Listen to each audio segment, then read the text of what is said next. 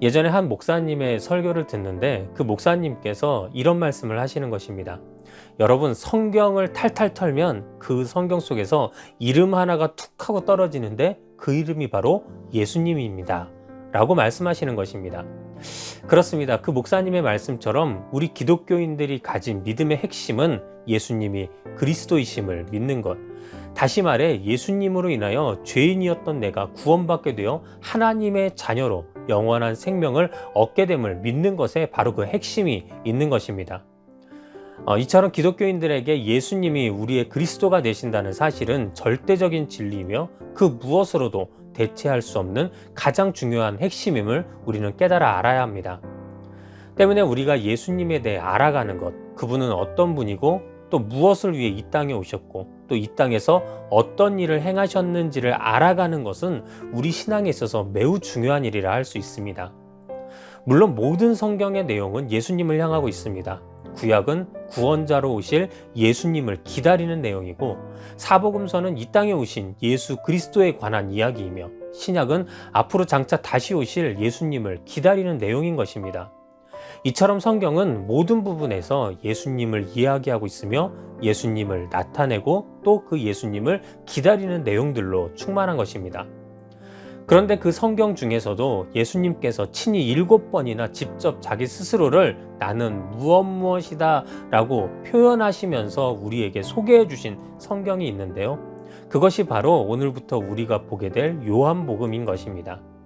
실제 요한복음은 예수님이 그리스도이심을 나타내기 위해 쓰여진 성경으로 그 저자인 요한도 성경 요한복음 20장 31절에서 오직 이것을 기록함은 너희로 예수께서 하나님의 아들 그리스도이심을 믿게 하려 하며 또 너희로 믿고 그 이름을 힘입어 생명을 얻게 하려 함이니라 라고 기록하면서 요한복음의 분명한 기록 목적이 예수 그리스도에게 있음을 밝히고 있는 것입니다. 그래서 저는 앞으로 7주간 요한복음 속 예수님의 말씀을 통해 예수님은 어떤 분이시며 또 어떤 은혜를 우리에게 주시는 분이신지, 또 우리에게 오셔서 어떤 일을 행하여 주셨는지를 함께 알아보며 은혜 나누는 시간을 갖고자 합니다. 성경 속에서 보면 예수님의 수많은 기적들이 나옵니다. 예수님은 병자를 고치셨고 줄인 자를 먹이셨고 또 죽은 자를 기적 중에 살리시는 등 실로 평범한 인간으로서는 할 수 없는 놀라운 기적들을 보여주셨습니다. 그럼 예수님께서 그런 기적을 우리에게 보여주신 이유는 과연 무엇이었을까요?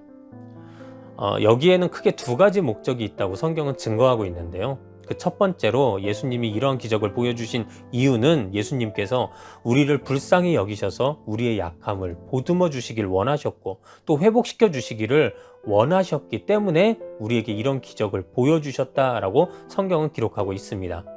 또 두 번째로 예수님께서는 이 모든 기적들을 통해서 예수님만이 진정한 하나님의 아들이요 인류의 구원자 되심을 모든 사람들에게 믿게 하기 위하여 이러한 기적들을 보여주셨노라 라고 성경은 또한 우리에게 기록하고 있는 것입니다. 하지만 예수님을 통해 이 기적을 보고 체험한 사람들은 이런 예수님의 바램과는 다르게 그 기적으로 나타난 현상에만 집중하며 예수님의 마음을 안타깝게 만들기도 하였습니다.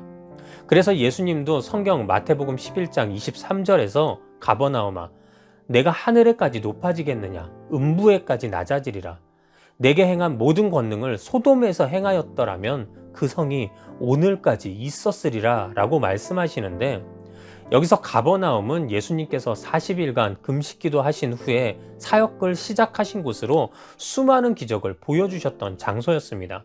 하지만 그럼에도 불구하고 회개하지 않고 변하지 않는 그곳의 사람들을 주님께서는 바라보시면서 이처럼 차라리 너희보다 죄악으로 이미 멸망한 저 소돔이 더 나았을 것이다 라는 말씀까지 예수님은 해주셨던 것입니다. 이는 오늘 성경 속에서 예수님을 찾아왔던 사람들도 마찬가지였습니다. 오늘 본문에서 그들은 간절하게 예수님을 찾아오게 되는데 그 이유가 예수님을 하나님의 아들로 인정하여 교훈을 받고자 온 것이 아니라 예수님께서 이전에 나타나셨던 기적인 물고기 2마리와 떡 5개로 5,000명을 먹이시고도 12강주리가 남게 하셨던 오병이어의 사건을 경험하고는 그 떡을 구하고자 예수님께로 모여들었던 것입니다. 그래서 예수님은 그렇게 모여든 그들에게 요한복음 6장 27절에 썩을 양식을 위하여 일하지 말고 영생하도록 있는 양식을 위하여 하라. 이 양식은 인자가 너희에게 주리니 인자는 아버지 하나님께서 인치신 자니라 라고 말씀하시면서 그들이 진정 구해야 할 것은 썩어 없어질 육신의 양식이 아니라 그들을 죄에서 영원히 구원해 주실 하나님의 양식을 구해야 하며 이 모든 것이 바로 예수님을 믿는 것에서부터 비롯된다 말씀해 주셨던 것입니다. 하지만 예수님의 이러한 가르침에도 사람들은 자신들이 예수님을 그리스도로 믿을 수 있는 표적을 달라고 요청하였고 그 표적으로 자신들의 조상들이 출애굽 후 광야에서 지낼 때 하늘로부터 받아먹었던 만나를 언급하였던 것입니다. 여기서 우리는 바로 눈앞에 예수님을 알아보지 못하고 계속 엉뚱한 것만을 쫓고 있는 그들의 답답하고 우매한 모습을 바라보게 됩니다. 그런데 설교를 준비하면서 또한 느끼게 되는 것이 그리스도이신 예수님을 알아보지 못하고 그저 자신의 육적인 이익만 그런 표적만을 구하는 그들의 모습이 마치 오늘날 우리의 모습과도 많이 닮아 있음을 느끼게 되었습니다. 그들이 예수님께 지금 내 육신이 취할 양식을 달라 말하는 것처럼 우리 역시 예수님의 구원과 그 은혜보다는 내가 얻을 유익과 그로 인해 나에게 나타나는 현상에만 더욱 집중하는 모습을 보일 때가 많이 있다는 것입니다. 제가 예전에 우살리 기도원에서 사역을 한 적이 있었습니다. 제가 사역했던 그 당시에는 화요일과 목요일 오전 예배 시간에 기도원 전체 목회자들이 나와서 성도님들을 안수기도 해드리는 시간이 있었는데요. 그 안수기도 방법은 이러했습니다. 기도 시간이 되면 약 20명 정도의 목회자들이 강단 앞에 일렬로 서게 되고 안수기도가 시작되면서 성도님들은 자신의 자리에서 나와 목사님들 앞에 서서 안수기도를 받고 다시 자신들의 자리로 되돌아가는 방식이었습니다. 그런데 저는 이때 참 이상한 모습을 보게 되었는데요. 안수기도가 시작되었는데도 불구하고 성도님들 일부는 안수기도를 받으러 나오지 않고 오히려 뒤에 서서 무엇인가를 살피면서 계속 기다리는 듯 하는 것이었습니다. 나중에 알게 된 사실이었지만 그들이 기다렸던 것은 바로 누가 사람을 쓰러뜨리는 목사님이냐라는 것이었습니다. 그러다 실제로 어떤 목사님이 안수기도 중에 사람을 쓰러뜨리게 되면 그들은 마치 약속이나 한 것처럼 그 목회자에게 안수기도 받으러 몰려들기 시작하였던 것입니다. 나중에는 그분 앞에만 그 안수기도가 줄이 넘쳐나서 끝나지 않아서 다른 목회자들이 와서 함께 안수기도를 해주는데도 불구하고 그분들은 다른 분들의 안수기도에는 아랑곳하지 않고 오직 사람을 쓰러뜨린 그 목회자에게만 안수기도를 받고야 말겠다라는 의지로 그 자리에 계속 버티고 서 계셨고 결국 그분의 안수를 받고 나서야 그분들은 자리로 되돌아가게 되었던 것입니다. 그렇습니다. 어찌 보면 그분들의 모습이 참 어리석은 모습 같아 보이기도 하지만 실제로 우리가 우리의 삶을 되돌아보면 우리 안에도 이런 모습이 있음을 우리는 또 발견하게 됩니다. 우리 역시 내 건강에 일어나는 그런 현상 때문에 내 신앙을 흐트러 버릴 때가 있고 내가 가진 어떤 물질의 문제나 현상으로 인하여 내 믿음을 버려버릴 때가 있고 내 안에 있는 그 욕구로 인하여 나타나는 현상 때문에 하나님을 향한 시선을 돌려버리고 말 때가 우리에게도 종종 있게 되는 것입니다. 그래서 우리 주변에는 교회에 다니며 직분자이면서도 물질이 아까워서 온전한 11조도 드리지 못하고 교회를 그동안 그렇게 다니면서도 내가 인정받지 못했다고 내 자리를 사람들이 만들어주지 않았다고 시험 들어버리고 마는 분들도 종종 보게 되는 것입니다.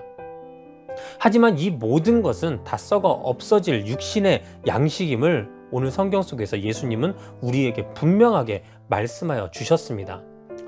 성경 속에서 예수님께서는 우리에게 마태복음 4장 4절에 사람이 떡으로만 살 것이 아니요 하나님의 입으로 나오는 모든 말씀으로 살 것이라 하였느니라 라고 말씀하셨고 또 누가복음 12장 29절에는 너희는 무엇을 먹을까 무엇을 마실까 하여 구하지 말며 근심하지도 말라 라고 말씀해 주시면서 우리가 썩어 없어질 육적인 이익을 쫓아 사는 자들이 아닌 오직 하나님의 말씀을 쫓아 영적인 은혜를 구하며 살기를 그렇게 주님은 요구하셨던 것입니다.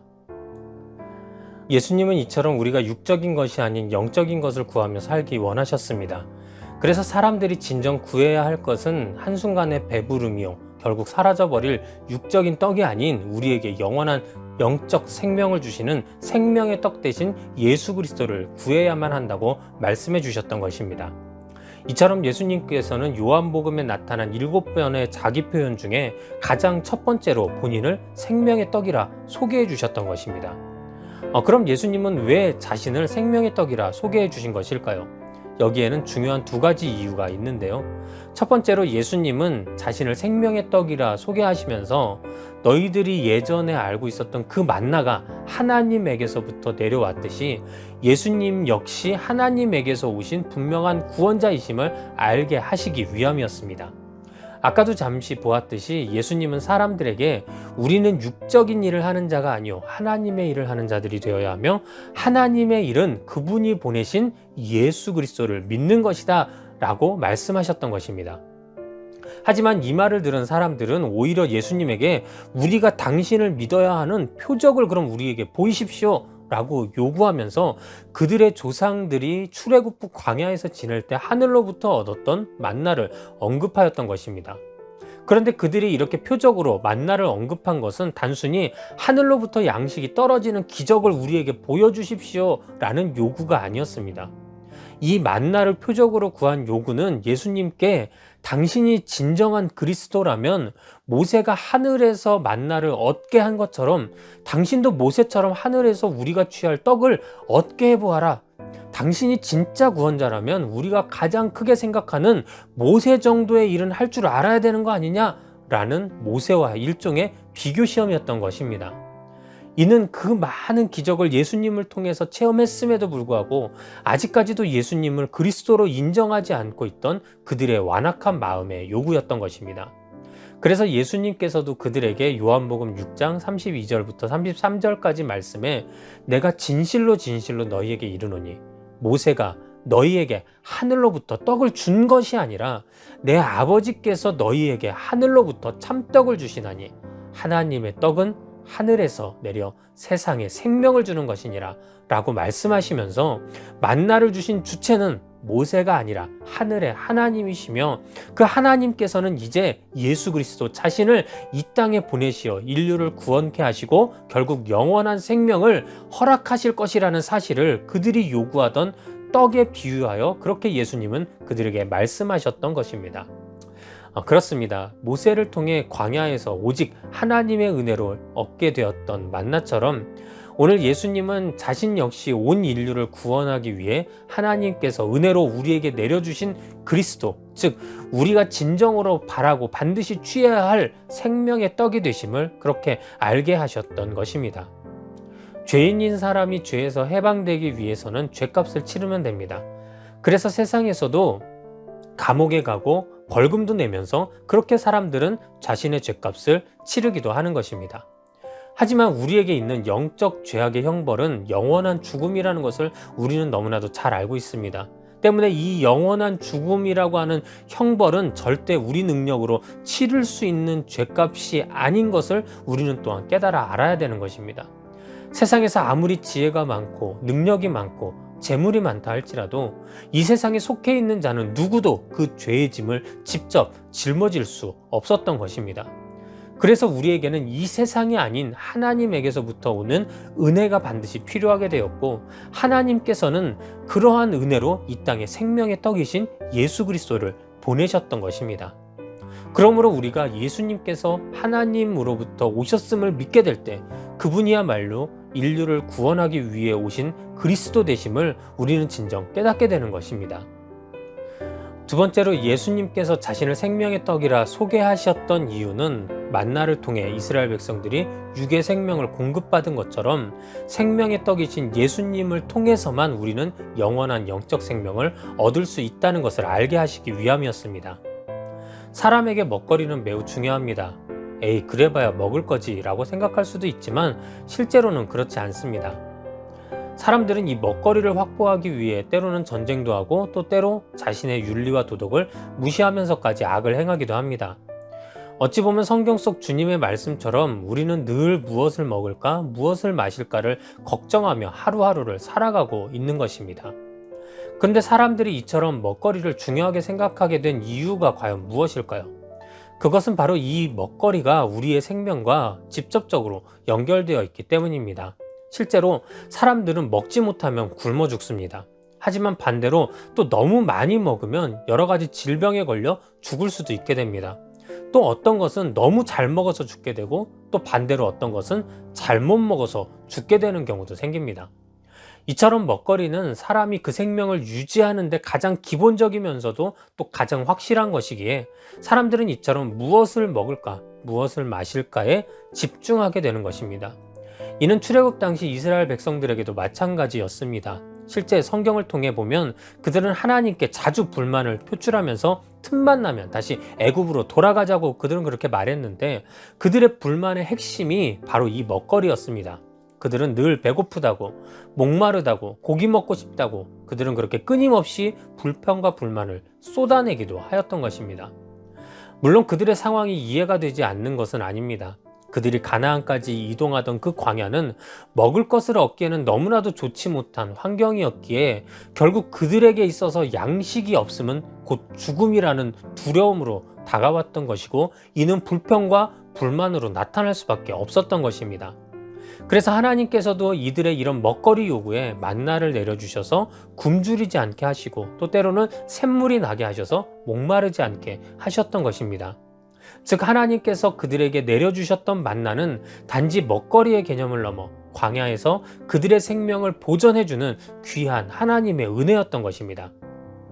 이는 오늘 생명의 떡이신 예수님도 마찬가지였습니다. 요한복음 6장 35절에서 예수님은 나는 생명의 떡이니 내게 오는 자는 결코 줄이지 아니할 터이요 나를 믿는 자는 영원히 목마르지 아니하리라 라고 말씀해 주시면서 생명의 떡인 나에게 나와 내가 그리스도임을 믿는 자는 영원히 줄이지도 목마르지도 않는 그러한 하나님의 은혜를 체험할 것이고 그래서 영원한 생명을 얻게 될 것임을 그렇게 분명하게 말씀하셨던 것입니다. 이처럼 예수님은 자신만이 인류를 죄에서 구원하여 영원한 생명을 얻게 할 유일한 영의 양식, 바로 생명의 떡이 되심을 그렇게 증거하셨던 것입니다. 이는 예수님께서 그동안 누누이 말씀해 오셨던 것으로 요한복음 3장 16절에서도 하나님이 세상을 이처럼 사랑하사 독생자를 주셨으니 이는 그를 믿는 자마다 멸망하지 않고 영생을 얻게 하려 하심이라 라고 말씀해 주셨던 것입니다. 때문에 오늘날 우리 역시 우리가 영원한 생명을 얻을 수 있는 영의 양식은 오직 생명의 떡이신 예수 그리스도 한 분뿐이심을 우리는 온전히 믿어야만 하는 것입니다. 하지만 사탄은 자꾸 우리의 이러한 믿음을 흔들고자 노력하고 그래서 우리가 온전히 예수님을 바라보지 못하게 만들어버리곤 합니다. 그래서 사탄은 생명의 떡이신 예수님보다 세상 교훈과 지식을 우리가 먼저 바라보게 만들고 또 때로는 예수 그리스도로 인한 은혜보다 나의 감정, 나의 사상, 나의 가치관을 먼저 바라보게 만들어버리기도 하는 것입니다. 이러한 모습은 학교, 사회, 가정, 심지어 우리 성도들의 공동체 안에서도 빈번하게 일어나는 일이며 결국 사탄은 이와 같은 일을 통해 우리가 예수 그리스도로 인해 얻게 될 영원한 생명까지도 얻지 못하도록 만들어버리고 마는 것입니다. 실제로 주변에서 시험 드신 분들을 보면 그분들이 시험 드실 때에는 주님의 은혜를 생각하지 않습니다. 내가 화난 내 기분만을 생각하고 또 내가 당한 고통만을 생각하고 또 나에게 처한 환경만을 생각하면서 그렇게 예수님을 바라보려 하지 않고 내가 이 자리에서 지켜야 될 나의 신앙과 믿음을 생각하지 않게 될 때가 많이 있다는 것입니다. 하지만 그 모든 것들이 바로 사탄의 장난이요 또 사탄의 유혹임을 우리는 절대 잊지 말아야 할 것입니다. 때문에 믿음의 성도는 반드시 삶 속에서 오직 예수 그리스도만이 우리의 영적 생명을 채워주시는 생명의 떡이 되심을 반드시 믿고 붙들어야만 하는 것입니다. 사탄의 어떤 유혹과 핍박 속에서도 오직 그리스도이신 예수님만을 믿고 의지하여 생명의 떡이신 예수님께서 주시는 영원한 생명을 반드시 받아 누리시는 모든 여러분들이 되시기를 주님의 이름으로 축원합니다. 사랑하는 여러분, 이제 말씀을 마치도록 하겠습니다. 예수님은 요한복음에서 7번이나 자신을 다른 표현으로 소개해 주십니다. 그런데 오늘 자신을 생명의 떡이라고 가장 먼저 소개해 주신 이유는 과연 무엇일까요? 이는 말씀에서도 잘 나타나 있는데 오늘 말씀에서 예수님은 자신이 우리 모든 인류의 생명의 떡이니 내게 오는 자는 결코 영원히 줄이지도 목마르지도 아니할 것이라고 그렇게 말씀해 주셨던 것입니다. 그런데 여기에서 우리가 보게 되는 오는 자라는 표현은 원어로 보면 그냥 어쩌다가 다가오는 자를 표현한 것이 아니라 초대를 받고 분명한 부르심에 응답하여 나아오는 자들을 뜻하는 말입니다. 다시 말해 오늘 예수님은 자신이 생명의 떡임을 말씀해 주시면서 예수님만이 우리의 죄를 영원히 해결해 주실 그리스도이시며 나아가 우리에게 이 모든 은혜를 허락하신 하나님의 구원으로의 초대장 되심을 분명하게 알게 하셨던 것입니다. 그러니 믿음으로 구원받게 된 우리 역시 생명의 떡이신 예수 그리스도를 열심히 전하여 하나님의 은혜로의 초대를 세상에 널리 전파해야만 하는 그런 사명이 우리에게 있음을 기억해야만 할 것입니다. 바라기는 오늘도 생명의 떡 되신 예수님으로 인해 감사와 은혜로 또 주님 주신 사명으로 충만한 삶을 사시는 여러분들의 삶이 되시기를 주님의 이름으로 축원합니다.